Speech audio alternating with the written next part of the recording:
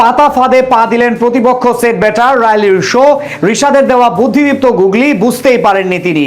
সাথে বল হাতে অভিষেক ম্যাচেই দেখান মুন্সিয়ানা।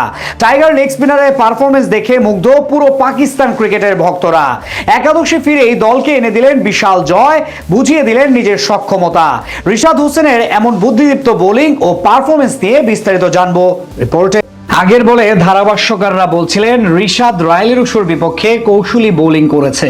বিষয়টা কিন্তু দারুণ, সে শতভাগ লাইন লেংথটাও বজায় রেখেছেন, অন্যান্য স্পিনারদের চেয়ে অনেক ভালো টার্ন পাচ্ছেন। এই কথাগুলোর মাত্র 2 ডেলিভারি পরেই প্রতিপক্ষ ব্যাটারের স্টাম্প রীতিমতো উপড়ে ফেলেছিলেন পিএসএল এর লাহোর কালান্দার্সের হয়ে প্রতিনিধিত্ব করা বাংলাদেশের লেগ স্পিনার রিশাদ হোসেন। ক্যারিয়ারের শুরু থেকে স্বপ্নের মতো সময় পার করছেন এই ক্রিকেটার। বিশেষ করে গত টি-20 বিশ্বকাপের পর থেকে যেভাবে ধারাবাহিকতা বজায় রেখে পারফরমেন্স করে চলেছেন সেটা এখন বিশ্ববাসীর কাছে প্রশংসিত।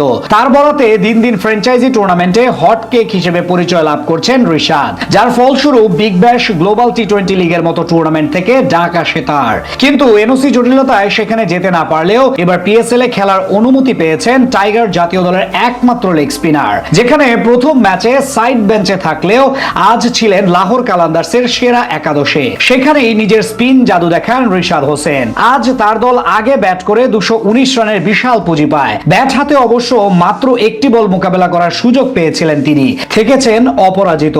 এরপর ইনিংসের 7ম ওভারে প্রথম বল করতে আসেন তিনি, সেই ওভারে দিয়ে যান মাত্র 7 রান। কিন্তু পরের ওভারে এসে ধীরে ধীরে সেট ও বিধ্বংসী হতে থাকা রাইলি রুশোকে আউট করেন তিনি।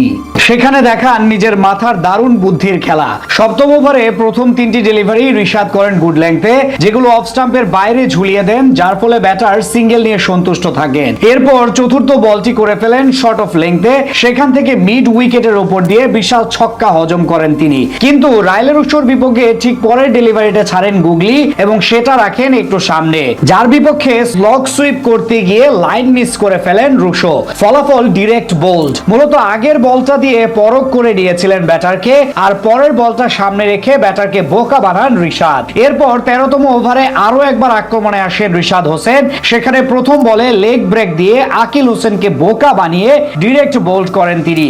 একই ওভারের চতুর্থ বলে তার বিপক্ষে আউট হন আবরার আহমেদ, যার সুবাদে কোয়েটার ইনিংস আর বেশি লম্বা হয়নি। তাদের ইনিংস থেমে যায় 140 রানে। ফলে 79 রানের জয় নিয়ে মাঠ ছাড়ে লাহোর। সর্বসাকুল্যে 4 ওভারের কোটা পূরণ করে মাত্র 31 রান খরচায় 3 উইকেট নেন tiger leg spinner Rishad Hossain. অভিষেক ম্যাচে তার এমন পারফরমেন্স দেখে এখন মুগ্ধ সবাই। পাশাপাশি দলের জয়ে সবচেয়ে বড় অবদানটা রেখেছেন তিনি, দিয়েছেন আস্থার প্রতিদান।